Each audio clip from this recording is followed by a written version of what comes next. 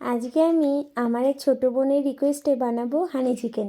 সে বলছে দিদি একটু যদি হানি চিকেনটা শেয়ার করো খুব ভালো হয়। তো তার জন্য প্রথমে আমি হানি চিকেন বানানোর জন্য চিকেনগুলোকে ফ্রেশ করে ধুয়ে ছোটো ছোটো করে কেটে নেব। তারপর এর মধ্যে নুন, জিরের গুঁড়ো, ধনের গুঁড়ো, গোলমরিচ, পেঁয়াজ, রসুন, কাঁচা লঙ্কা, আদা আর দিয়ে দেবো সামান্য একটু সয়া সস। দিয়ে আমি চিকেনটাকে মেখে রেখে দেবো।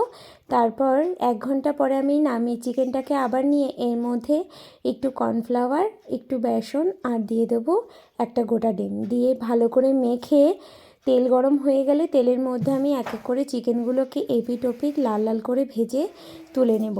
এই সমস্ত চিকেন যখন আমার ভাজা হয়ে যাবে সেই তেলের মধ্যে আমি আবার দিয়ে দেব কুচিয়ে রাখা রসুন দিয়ে রসুনটাকে একটু ভাজা ভাজা হয়ে গেলে এরপর আমি এর মধ্যে দিয়ে দেব 2-3 চামচ মতো টমেটো সস। তারপর দিয়ে দেব এক ছিপি মতো সয়া সসটা বেশি দেবে না, একটু সামান্যই দেবে।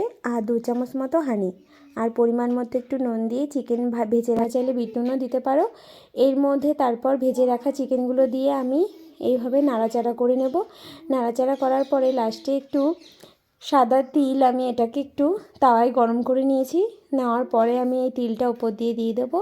দিয়ে দেওয়ার পরেই রেডি হানি চিকেন। তোমরাও জানাও এরম রেসিপি কেমন হয়েছে। আর আমার এই রেসিপিটা কিন্তু খেতে দুর্দান্ত স্বাদ হয়েছে। আর তোমাদেরও কেমন লেগেছে অবশ্যই কিন্তু জানাতে ভুলো না।